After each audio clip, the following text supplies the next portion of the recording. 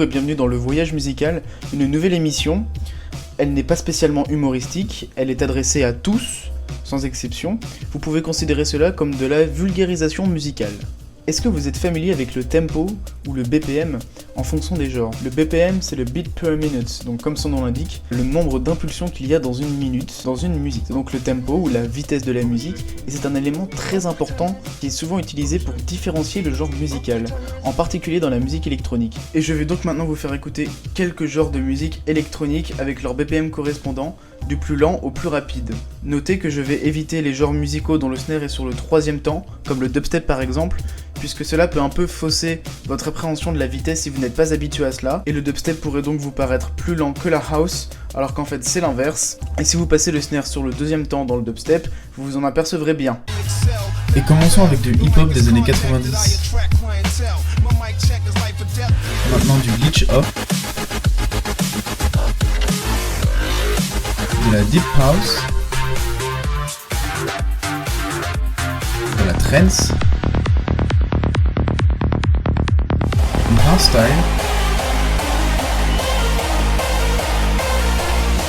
du drum and bass, du hardcore et du frenchcore. Donc voilà, c'était pour la petite expérience. Maintenant, vous vous rendez déjà compte que le Frenchcore n'est pas forcément accessible à tout le monde. Eh bien, imaginez encore plus rapide, beaucoup plus rapide. Le Speedcore. Ça va de 220 BPM grand minimum jusqu'à l'infini en fait. Le Speedcore est donc à l'origine un sous-genre du hardcore né dans les années 90. C'est donc de base un genre violent. Mais pourquoi est-ce que j'ai décidé de commencer ma première émission sérieuse en parlant de ce genre-là, le speedcore? Bien parce que j'entends souvent, et c'est peut-être même ce que vous vous dites en ce moment même, que le speedcore ne serait pas de la musique. Et voilà pourquoi j'ai décidé de faire une émission dessus, sur un genre aux frontières de la musique. Pour répondre à cette question, qu'est-ce que la musique? Vous pouvez tenter de trouver ou d'inventer des définitions plus ou moins carrées et compliquées de ce qu'est la musique, par définition, mais même si vous n'aurez probablement pas complètement tort, la seule vraie définition de la musique qui est la plus tolérante est extrêmement simple. La musique, c'est du son. La musique, c'est du bruit. Bruit qui va réagir dans vos oreilles de manière complètement différente qu'un autre individu que vous allez éventuellement apprécier. Mais ce bruit-là, s'il n'y a ne serait-ce qu'une personne sur Terre qui arrive à l'apprécier, eh bien c'est de la musique, et on ne peut pas juger la personne pour ça. On peut cependant évidemment critiquer la musique, comme on peut critiquer n'importe quelle musique, c'est d'ailleurs un peu ce que je fais, mais cela est de la musique. Ce clap dans mes mains que je viens de faire, si quelqu'un arrive à l'apprécier comme une musique, c'est de la musique, je viens de créer une musique. Par contre, je suis pas sûr que ce soit la meilleure musique du monde. Mais je vous entends déjà dire, il faut bien qu'on puisse parler d'harmonie en musique, non? Eh bien en fait, cette éducation que nous avons pour apprécier un certain ensemble de notes est purement occidentale, et nous avons un peu été éduqués pour ça. Mais il ne faut pas opposer ce qui est rythmique et ce qui est harmonique. En effet, n'importe quel bruit rythmique peut être exploité comme étant une note. L'extratone, que nous verrons tout à l'heure, est d'ailleurs un très bon exemple de cela. Il ne faut pas oublier que le piano est un instrument à percussion. Et que là, en ce moment même, quand je parle, même si ce n'est pas pour chanter, je crée des notes. Tous les sons ont une fréquence, qui ne sont pas forcément des fréquences conventionnelles, comme do, ré, mi, fa, sol, la, si, do. Mais ça c'est artificiel, c'est l'homme qui l'a créé. Ce que je cherche maladroitement à expliquer, c'est que la frontière entre harmonie et rythmique est floue.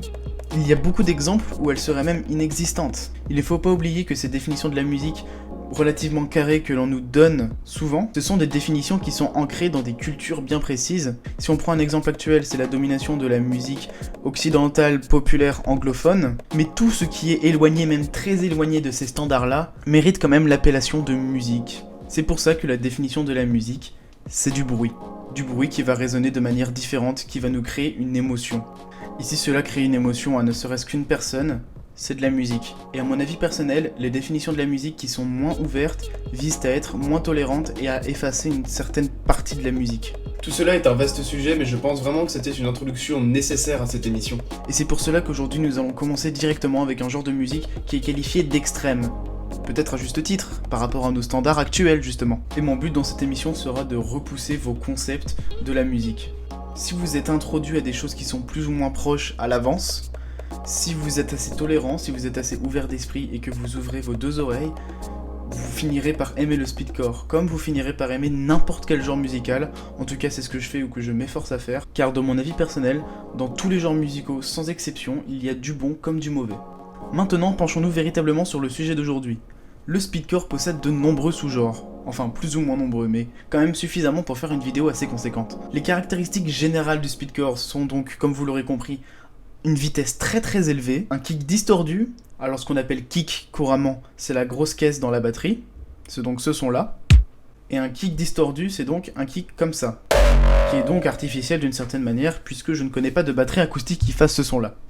Le speedcore privilégie souvent les émotions assez sombres, violentes, stressantes, un thème qui peut être parfois exagérément violent ou à l'inverse exagérément joyeux, ça existe aussi, en particulier dans le style japonais. Et pour le reste, ça vient directement du hardcore, donc on a aussi un pattern de batterie qui est binaire, c'est-à-dire un kick après l'autre, etc. Tout ceci donc reste bien vague, et c'est pour ça qu'il existe des sous-genres. C'est parce que tout ceci est très flexible et va ensuite dépendre des sous-genres du speedcore, qui sont très différents et que je vais donc vous présenter. 1. Le old school. C'est donc le sous-genre qu'on appelle couramment le speedcore en fait. Donc le old school est au speedcore ce que le heavy metal est au metal, c'est-à-dire la base de tout et souvent un homonyme. C'est vraiment basiquement la version speed du hardcore, donc c'est très proche du gabber. Et donc là on est vraiment très proche des choses assez vagues que je vous ai dit juste avant.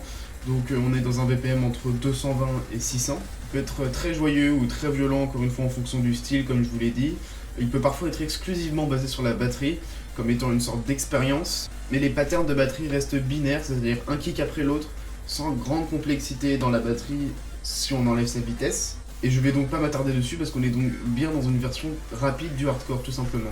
Voici quand même quelques artistes, Maidlet, Drox, et parfois les Neiges Noires de Laponie dans un style occidental.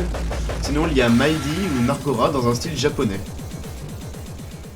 2. Le splittercore. Même s'il est assez méconnu, c'est le plus proche du speedcore de base, donc c'est pour ça que je vous le présente maintenant. On est dans une évolution un peu plus rapide puisque le BPM se situe en général entre 600 et 1000.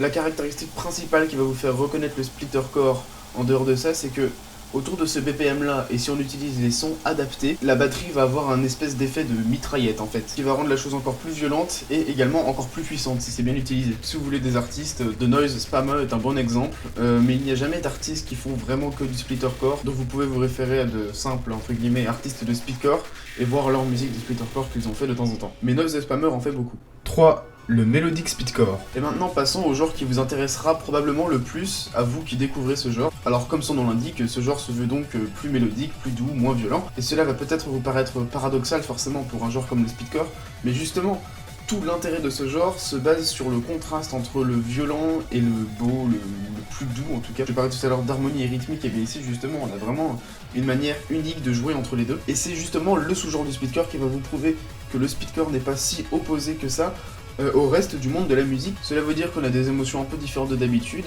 dans le speedcore, donc on a des émotions un peu différentes de ce qu'on peut voir ailleurs dans le speedcore, donc c'est des émotions comme la tristesse, la mélancolie, les pics, une utilisation d'instruments différents, donc d'abord dans un style européen, on a beaucoup d'instruments orchestraux, parfois même folkloriques, ou du piano aussi. Au Japon en revanche, je reste beaucoup sur les gros synthés et c'est l'émotion seule qui va faire la différence. Dans les deux cas, on a plus tendance à utiliser des vocaux et en particulier des vocaux féminins, ce qui est une caractéristique qu'on va retrouver dans beaucoup d'autres genres de musique électronique qui sont par exemple chill, comme le chill step, le liquid drum and bass, le chill trap, la dream trance, etc., etc. Le BPM monte rarement dans des BPM de splittercore, donc on est plutôt entre 200 et 500, 600, on tourne souvent autour de 400 à peu près. 400 c'est le BPM le plus régulier dans les musiques de Dragon Force au passage, donc comme ça vous pouvez un peu faire le lien. Alors des artistes à découvrir. Il y a Killa Morza, Speedcore Front House Berlin ou SFOB, ou alors Bruno dans un style occidental tout ça.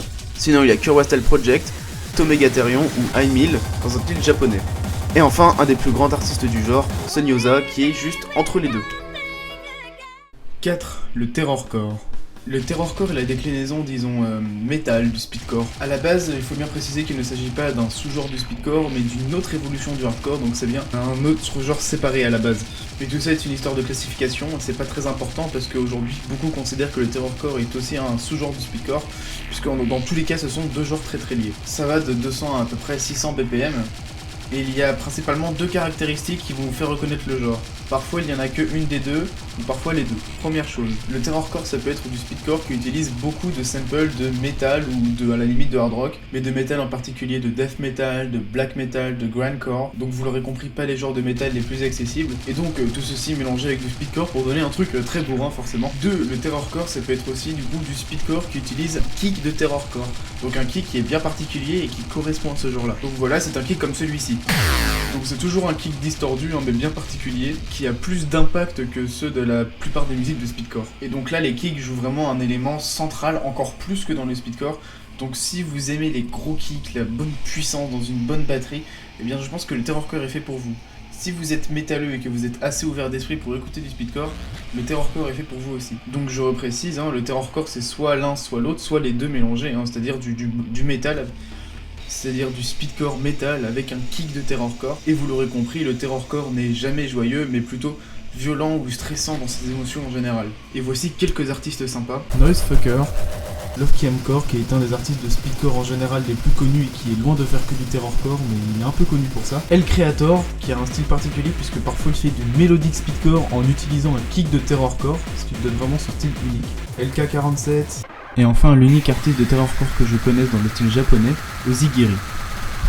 Numéro 5, le flashcore. Donc si le terrorcore était la déclinaison métal, le flashcore lui est la déclinaison IDM. Donc petit retour rapide sur l'IDM avec un I. On peut considérer que la musique électronique, en plus des genres, se décline en deux styles. L'EDM pour Electronic Dance Music et l'IDM pour Intelligent Dance Music. Donc comme vous pouvez le constater, les abrégés ne veulent rien dire et n'ont pas de sens, donc ne faites pas trop attention à ça. C'est juste ce qu'on emploie dans le langage courant. L'IDM va se concentrer sur une puissance et une maîtrise, alors que l'IDM se sera plus concentré sur une certaine complexité. Donc c'est valable pour le drum and bass, qui va être par exemple EDM avec Netsky, ou IDM avec Aphex Twin. Ou par exemple, on va dire dans le chill step, entre Black Mill qui est IDM et Eskimo qui est IDM. Donc pour le speedcore, encore une fois, c'est le flashcore qui est IDM. Donc comment ça se traduit ? Eh bien c'est par une très grande complexité dans les patterns de drum. Là où une musique de la plupart des genres de speedcore peuvent rester longtemps sur le même modèle de batterie, le flashcore va changer constamment dans son système de kick. En fait, le BPM lui-même va éventuellement changer tout le temps dans la musique. Et dans une bonne musique de flashcore, chaque seconde il y a énormément de détails, ne serait-ce que dans la batterie. C'est donc des pièces musicales qui demandent beaucoup de travail et sont très complexes. En plus de cela, comme le terrorcore, le flashcore va également se caractériser par un kick qu'il a lui-même. Ce propre kick, le voici. Comme vous l'entendez, il est complètement l'opposé du terrorcore. Comme le genre en général, il est beaucoup plus faible. Cependant, il permet une plus grande fluidité et de mieux apprécier la complexité de la batterie. Avec un kick aussi puissant que celui du terrorcore par exemple, on n'aurait pas pu apprécier de la même manière la construction du morceau. Et ça aurait donné une espèce de bouillie un peu floue. Le BPM du flashcore est assez rapide, je veux dire même pour le speedcore, donc on est très rarement, on va dire, en dessous de 400, quelque chose comme ça, et on peut arriver à plus de 1000. D'ailleurs, en parlant de ça, le flashcore se mélange très souvent avec de l'extratone. L'extratone dont je vais parler juste après. Le flashcore est lui-même assez varié, il peut avoir plusieurs styles, donc il peut être très noisy, avec quand même pas mal de distorsion, pas mal de bruitisme. Il peut aussi avoir un style complètement psychédélique, avec des phases très longues dans le morceau, en fait, sans violence, sans kick, et plutôt drone, donc très ambiant. Et le drone c'est quelque chose en soi déjà de très particulier, donc je vais pas me lancer dans le sujet. Et le flashcore c'est aussi en général les musiques de speedcore les plus longues, donc si vous voyez une musique de speedcore de plus de 10 minutes, il y a de très fortes chances que ce soit du flashcore. Donc le flashcore, voilà, c'est comme ça qu'on le caractérise, donc vous aimerez ça si vous aimez ce qui est complexe, ce qui est en même temps violent, ou alors ce qui est psychédélique. Le flashcore c'est vraiment un monde à part, et si vous voulez une idée, encore une fois, voici quelques artistes. Le premier que je vais nommer, ce sera évidemment La Foudre, pour ceux qui connaissent, qui a fait un album qui est absolument révolutionnaire, qui s'appelle Le Chaos Ordinaire.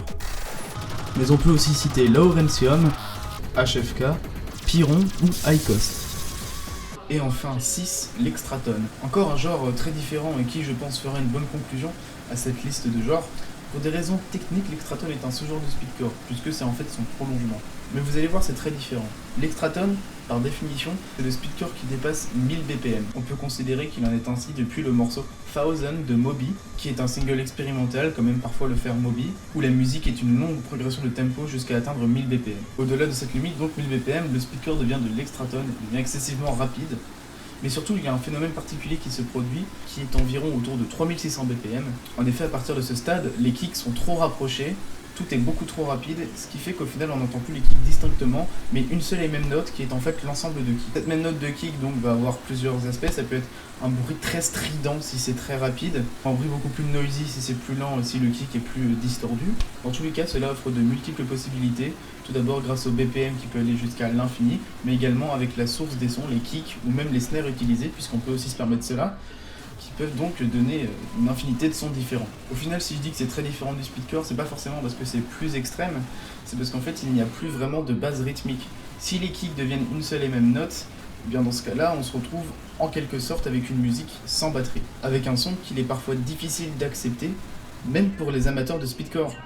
L'extratone est un genre à part et beaucoup de fans de speedcore ont quand même vraiment du mal avec l'extratone, puisque même en ayant écouté du speedcore, il faut encore s'habituer pour arriver à ce stade-là. En ce sens, l'extratone est beaucoup plus proche de la musique noise, donc la musique bruitiste, comme le fait Merzbow par exemple. Donc comme je l'ai déjà dit, la note qui est produite par ces kicks peut devenir plus aiguë avec le BPM. Et vous pouvez également vous amuser à trouver des records de BPM qui sont donc des musiques d'extratone. On fait souvent référence à Aekloria qui est un alias de Sonyosa lorsqu'il produit de l'extratone, avec sa musique de Lost Temple qui atteint les 400 000 BPM. Et c'est d'ailleurs une musique de mélodique extratone qui prouve que ça existe également. Donc si vous voulez écouter de l'extratone, je vous conseille de commencer par cette musique, même si elle n'est pas forcément très représentative puisqu'elle est exagérément aiguë. D'ailleurs, cette démarche de produire une batterie très aiguë grâce au BPM, on appelle ça en général de l'ultratone, mais bon, c'est quelque chose d'assez marginal. C'est donc paradoxal l'extratone puisque c'est à la fois plus doux et plus violent que le speedcore. Et encore une fois, quelques artistes. La référence du genre est Diabara, qui est connu pour ses albums d'une très grande longueur. Pour tout vous dire, son album le plus connu dure 3 heures, et son dernier dure plus de 4 heures, je crois. On peut aussi citer celui au pseudo très doux de Anal Violence, qui sonne comme un groupe de grindcore dans son nom, donc, et qui est donc probablement l'artiste d'extratone le plus extrême et également le plus noisy. Kid From Closet, et enfin dans un style japonais, on peut citer Annoying Ringtone. Et j'ai déjà parlé de Aekloria. Et voilà, donc on a fait le tour des genres de speedcore. Maintenant, j'ai déjà parlé de la différence entre le style japonais et le style européen qui est quand même très présente. Dans le style nippon, on va plus avoir de synthés joyeux et de gros synthés justement qu'en Europe, qui va parfois donner un effet kawaii entre guillemets justement. Si vous voulez, pour un néophyte, ça va être aussi drôle qu'énervant. Dans ce style occidental, les musiques sont plus longues en moyenne et on a moins de ces gros synthés, mais on a un peu plus de sampling à la place, ou d'instruments non électroniques parfois. On peut aussi noter pas mal de différences entre des pays comme les Pays-Bas, l'Allemagne, la Pologne et d'autres pays comme la France, l'Espagne, l'Angleterre, puisque ces différences sont présentes, notamment au niveau du kick utilisé. Mais encore une fois, cette vidéo n'est qu'une introduction et une découverte, donc on va pas se lancer dans beaucoup de détails. Je pense que c'est tout ce que je pourrais vous faire a priori découvrir sur le speedcore, donc j'espère vous avoir convaincu que le speedcore n'est pas juste du bruit, et que c'est beaucoup plus que ça, et que en plus, c'est un genre qui a une communauté très soudée, très présente et très sympa. Si vous voulez donc écouter et découvrir du speedcore, référez-vous aux musiques que je vous ai conseillées dans les genres qui vous attirent le plus. Et si vous êtes vraiment curieux et que vous en voulez plus, il y a des chaînes dédiées au speedcore sur YouTube, comme par exemple le Speedcore Network, donc je pense que je vais mettre un lien ici. C'est une chaîne qui partage donc le meilleur du speedcore qui sort chaque mois. Et il y a également Speedcore Worldwide qui est la plus grosse chaîne de speedcore mais qui est en quelque sorte un label, donc Speedcore Worldwide, voilà. Et c'est probablement votre plus grande source de musique de speedcore. Bon, et bien c'est l'heure de vous laisser et je vous remercie beaucoup d'avoir regardé cette vidéo. J'espère donc encore une fois vous avoir convaincu de ce qu'est le speedcore. Si vous-même vous êtes un fan de speedcore et que vous voulez convaincre vos amis entre guillemets, vous pouvez leur envoyer cette vidéo. Et je vous dis à la prochaine avec plaisir pour un prochain voyage musical. Bisous, à bientôt.